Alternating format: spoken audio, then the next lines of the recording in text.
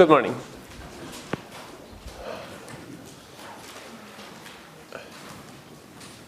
So this is going to be the second week where we're going to continue to develop our toolkit. Okay? And the idea is, once you wake up, and hopefully once I wake up, we'll talk about prices.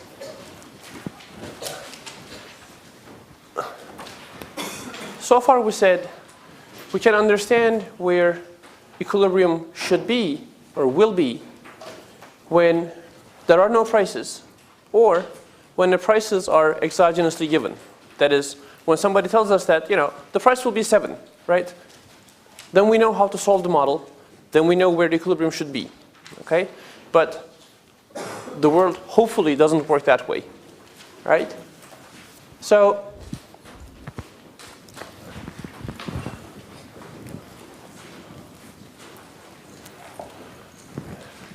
what I'd like to do today is to talk about the price and production behavior of producers, right? So far, mostly what we cared about was the expenditure decision of households, investors, governments, investors here, obviously the people who own the capital, right? Government and net exports. Producers only had the following decision. How much do I produce? Okay? Right? And we said, well, if they produce too little, their inventories run down, they increase production. If they produce too much, they can sell it, they decrease production. We understand this, right?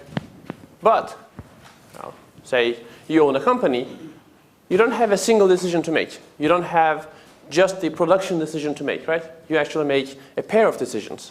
How much do I produce? At what price? Okay? So today's business is to talk about that at what price bit.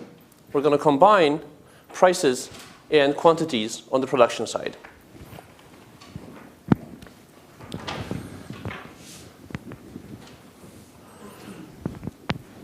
Here's what we're trying to get at. Here we have GDP, output. Here we have prices. Okay? And we know why aggregate demand is downward sloping.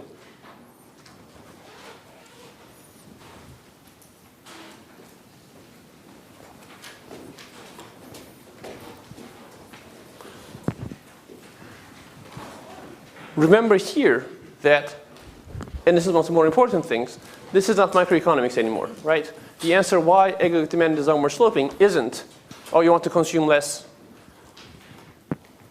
or you want to buy less when prices increase. This is not the price of a particular item. This is the price of everything, right?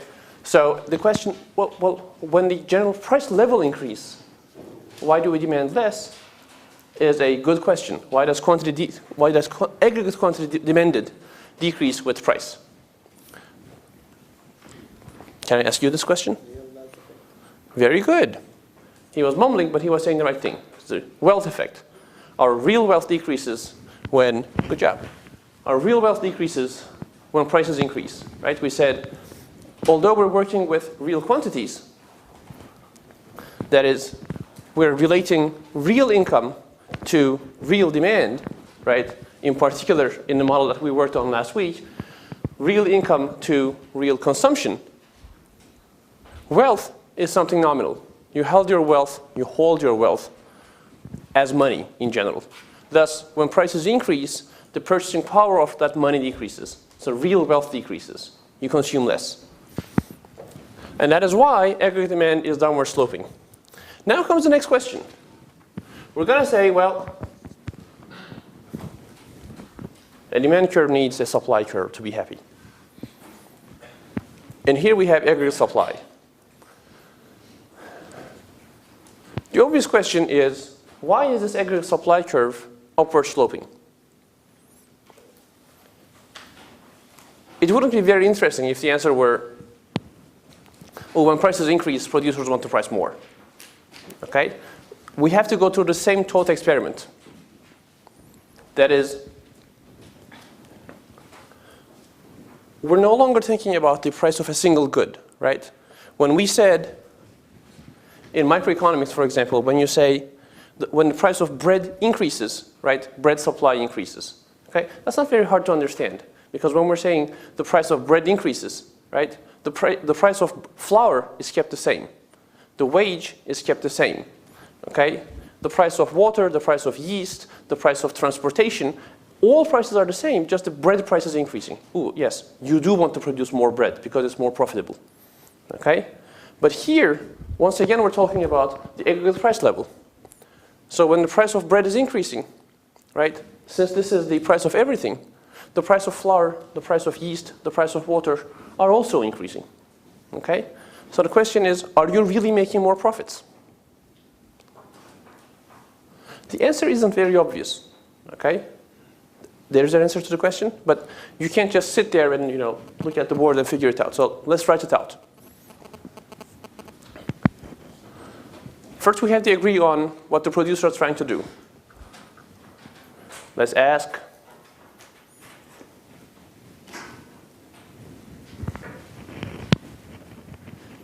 The lady way in the back. No, you were doing production, right? I picked on you last week. Okay, the lady next to you. What do firms do? I'm not asking for a good this time. What is the aim of a firm? Yes, okay. There's a proper way of saying this, right? Economists say this. Firms maximize profit, right?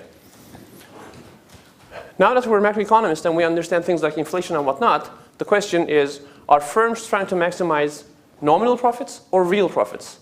That is, are they trying to earn as much money as possible or as much purchasing power as possible? What do you think?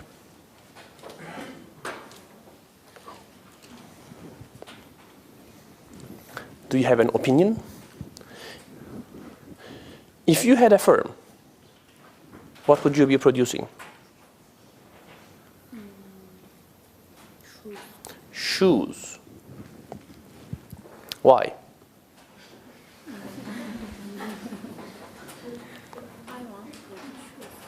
Okay, that wasn't that why question. She wants to produce shoes. That's fine. But why are you doing the production? Why do you have a firm? Earning money, okay? This is the answer your corner grocery store owner will give you. Why are you doing this? To earn money, all right? Now, assume that you're not the corner grocery store owner, but you're actually taking the Introduction to Economics class, so you can give a more sophisticated answer, okay? So the question is this. Why do you want money? What is money? Are you going to eat it? No, she doesn't eat money. Do any of you eat money? This is a very important question, actually, because, seriously, and talk to people, right? All the time the answer is going to be, money this, money that, blah, blah. But what on earth is money? Why do you crave that thing so much? It isn't really or let's ask, is it? Is it the paper that you want? Is that the money that you want? Or, what's your name? Betty Hanımcığım. Right? You might have fantasies of whatever, so throwing money around and just swimming in it and blah, blah. So in that case, you might want money just for the money's sake. But in general, people aren't like that. And probably you aren't either. Right? You probably want to do something with money. Saving or investment or Did you use money yesterday? Yes. Did you do saving or investment? No. No. What did you do? Eat. Did you eat the money? No. No. So we're getting somewhere, right? I'm picking on her, but this might have been any one of you. Okay? I mean, you're not used to thinking in these terms, right? You think that what does your mother do? She earns money. This is not wrong, okay? But she isn't working for the money, right? Think of the other Turkish saying. Right? I'm trying to take home bread. Okay? And that's really why you want money. Right? Yes. So, apparently you do know the answer to my question, right? Do you care about how much money you make, or do you care about the things that you can buy with that? Buy with that. Okay? So, as the owner of your firm that produces shoes, if I tell you that, you're going to earn more money, but everything will be more expensive. In fact, everything will be just the right amount more expensive, that the amount of things that you will be able to buy will not change. Has anything changed for you? No. Yes, but no. Okay? So let's think about this for a second. Thank you very much for your help. The question is this. When asked, you're almost hardwired to say, a firm tries to maximize profit. This is not wrong. Okay? This is how economists think firms behave. And by and large, it mostly sort of correct-ishly captures firm behavior. They do try to maximize profits. But the good question is, how do I want to think of those profits? Do I want to say, oh, firms want to maximize the amount of money they take in? Okay? And the point you should understand is this. Firms are owned by people, okay? The firm isn't a living entity of its own. There is someone who owns the firm. She owns the shoe-producing firm, right? And she says, I will do production because I want to do this, that, and the other thing. All right? Now, again, when asked, most people will say, oh, they want to earn money. Okay? Once again, think about the potato economy. There is no money. So are there no firms? Can't we have firms, can't we have production in an economy that has no money? Sure, why not, right? So that should be a very clear signal to you that, there is nothing magical about this money thing in the firm's behavior, right? What is important here is the distinction, once again, between nominal quantities, monetary terms, and real quantities, the potatoes, okay? If I tell you that, I'm selling 102 lectures, okay? So now I'm doing this the good old-fashioned ancient Greek way. Everyone who comes in just gives me a little money to be taught. Right. That's how I earn my living. So I earned 1 million liras. Good or bad? Okay, so you should have some sense about the purchasing power of 1 million liras.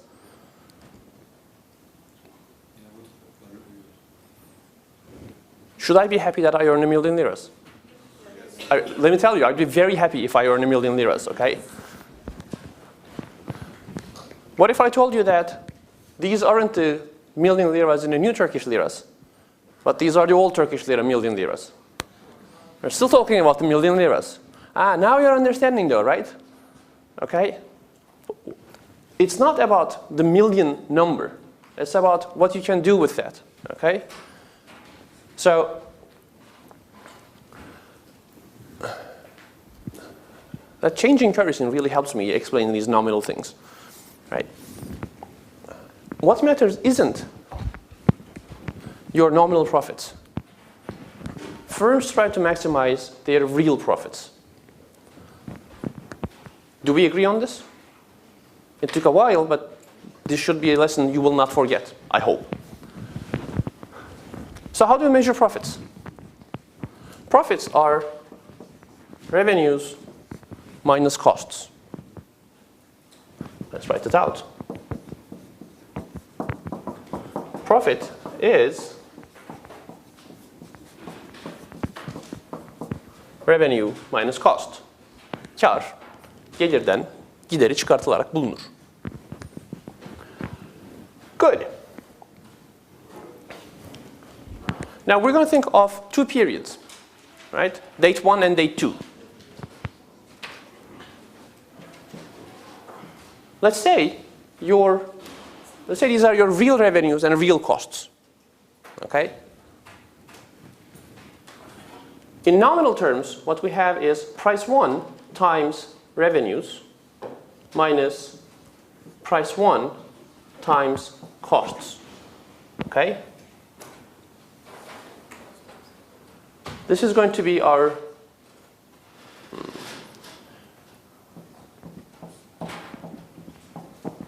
profit in period 1. This is my nominal profit, right? Real cost times price. The real revenue times price, nominal revenues.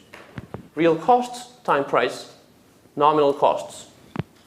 So now I'm looking at money, right? I earned 1 million liras, but I had to spend, I don't know, 300,000 liras to do the production.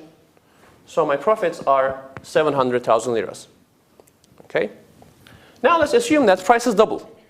So price in the second period is twice the price of the first period. Can this happen? One hopes it wouldn't, but sure, why not? Okay? Now we have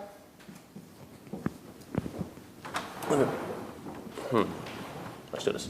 P2 times revenue minus P2 times cost is equal to profit 2.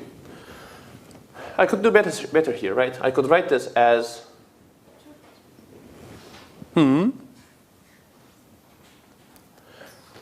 let's see whether this turns out to be too deep mathematics for whatever, 9 in the morning. Now I'm going to do this incredibly difficult substitution of sticking this in here. Okay? And this is going to be, this is twice the profits of period 1. The first thing I want you to realize is that in nominal terms, when I ask you, assume that prices double. Prices of your goods, the goods that you sell, double, but the prices of your inputs also double. Okay? Your revenues double, your costs double. What happens to your profit? It doubles. See? Your nominal profits double. Let's think about the deep reasons why this is happening. Let's think of the numerical example. 1 million liras of revenues, 300,000 liras of costs, 700,000 liras of profits. 2 million liras of revenues, 600,000 liras of costs. What is my profit? 1,400,000, which happens to be exactly twice 700,000. Okay? When everything doubles, everything really doubles. Your revenues double, your costs double, your profits double. Okay? So your nominal profits do change. When prices increase, firms earn more money. Okay? The question is, are the firm owners better off? What happened to your real profits? What happened to your purchasing power? Let's see. Your profits doubled. Do we agree on this? Your nominal profits doubled. What happened to your real profits? What happened to the prices meanwhile? Well, the prices doubled too. What happened to your real profits? Okay? That's the big point. Your real profits didn't change. Your revenues increase with price. Your costs increase with price. Your nominal profits increase with price. Your real profits don't. Okay? Now you see. Now comes the difficult question then. Let's say this is the world we're living in. Okay? We're living in a world where prices of everything literally increase exactly by the same amounts. Okay? So price changes do nothing to real quantities. Then the question becomes, do the firms really care about price changes? You are told that the prices of everything doubled. Okay? Have your real profits changed? No. Are you going to change your production? No. Right? Because nothing has changed for you. You're still, eating the same potatoes. If you're not changing your supply behavior with prices, what does aggregate supply look like?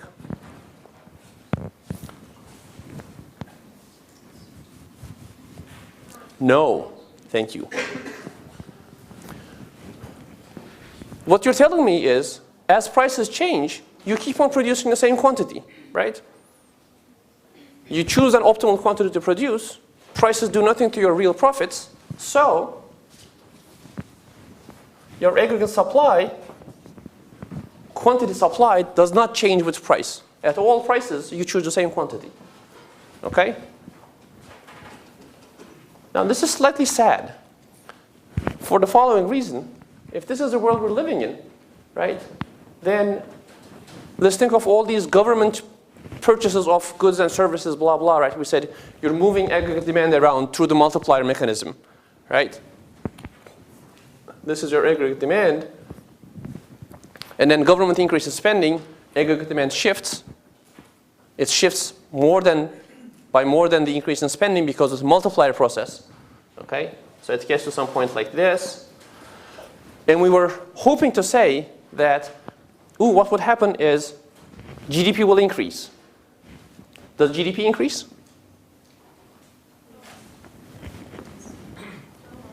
No. See? Only prices increase. So, rather awful. Is this the world we're living in? So something is off, right? It's clear that I tricked you somewhere. Now you should try to figure out where I tricked you. What is going on? So you really want to say, this is the aggregate supply curve, that as prices increase, producers want to produce more. Okay? But I gave you a very good reason why that wouldn't be the case in macroeconomics. Okay? Is my advanced math here wrong? This is not just my advanced math, right? This is your advanced math too. So you should be able to answer this one. Are you convinced that I did the right analysis here? They would probably not keep me here if I couldn't pull even this off. Okay? So it is true that if revenues and costs increase at the same rate, okay, nothing happens to real profits. So it has to be that my assumption, if aggregate supply is indeed something like this, that is, producers actually change their behavior, production behavior with prices, then my assumptions about this should be wrong. Okay? If the prices of everything actually double, then aggregate supply has to look like this. Right? Then it says, well, perhaps we're living in a world where prices of everything don't move together. Maybe, say, your revenues are increasing, but your costs aren't increasing as fast. Would your real profits change then? Yes. Would this make any sense? Your revenues are increasing, but your costs aren't increasing? Could this happen? And how could this happen?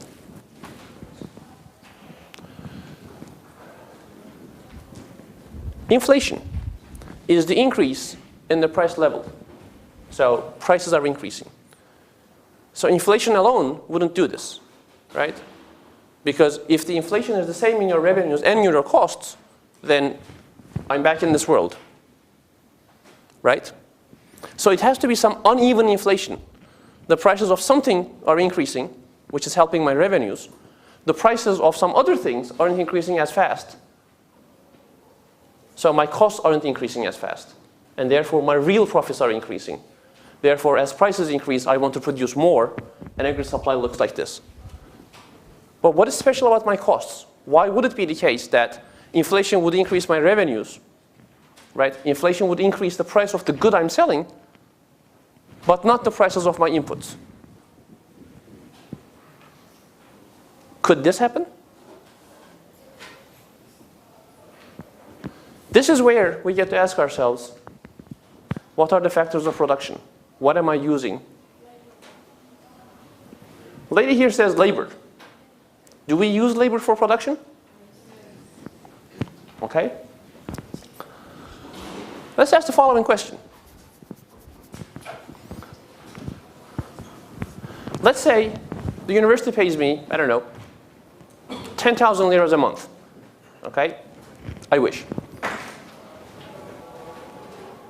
Now let's say it turns out that in March or in February, okay, inflation was extremely high. Prices increased. Okay? What happens to my salary in March? Sadly, the answer is nothing. Okay? Why is that? Why can't I go to the university and say, you know, look, in February there was 5% inflation and therefore the purchasing power of my salary, my real wage, right, decreased. So increase my wage. Why can't I say this? I have a contract, okay? We're getting somewhere. We're saying, look, labor, it turns out, is different from potatoes. When you go to the market, okay, when you go to your grocer, do you see a different price for potatoes every time you go? Okay, inflation isn't very high now, so this is not a very good question. Could you see a different price? Yes, this is called a spot market. Okay, potato price can change as supply of potatoes change, demand for potatoes change. All right. Is the same also correct for my labor? I sell my labor every day. Okay, can I charge a different price every day to sell my labor to the university? No. Ha. So it says for the university, as prices increase, as revenues increase, okay, the university is a particularly bad example here, and you should be able to see why, because the university doesn't increase the tuition you pay every month either, okay? But if it were able to do this, right, what would happen? The revenues would increase, okay? But would the cost be increasing as well? Part of the cost is my salary, okay? Is that increasing? No. Are the real profits increasing? Yes. Would the university want to produce more? Yes. Aha. That's that. So take 5 minutes and think about this. We're going to come back talking about this in exactly 5 minutes.